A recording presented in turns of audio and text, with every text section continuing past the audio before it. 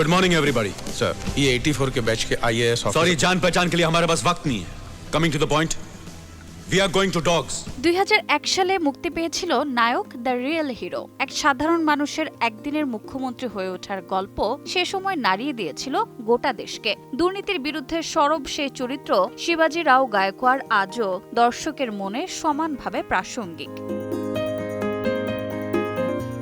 দীর্ঘ অপেক্ষার অবসান ঘটিয়ে অবশেষে ঘোষণা হলো নায়ক 2। প্রযোজক দীপক মুকুট নিশ্চিত করেছেন সিনেমাটির প্রাথমিক কাজ শুরু হয়ে গেছে এবং তিনি ও অনিল কাপুর যৌথভাবে প্রযোজনা করবেন সিনেমাটি। তবে জানার আগ্রহ সবার একটাই, নায়ক 2-তে আবারও কেন্দ্রীয় চরিত্রে ফিরছেন অনিল কাপুর নাকি থাকবেন অন্য কেউ। যদিও এ বিষয়ে খোলাসায় উত্তর জানাননি প্রযোজক। তবে এখনও ছবির কাস্ট, পরিচালক ও মুক্তির সময়সূচি ঠিক হয়নি। আনুষ্ঠানিক ঘোষণা মাত্রই ভক্তদের মধ্যে উত্তেজনার জোয়ার তুলেছে। 2001 সালে মুক্তিপ্রাপ্ত এই সিনেমায় অনিল কাপুরের বিপরীতে ছিলেন রানী মুখার্জি আর প্রভাবশালী চরিত্রে ছিলেন প্রয়াত অমরেশ পুরী।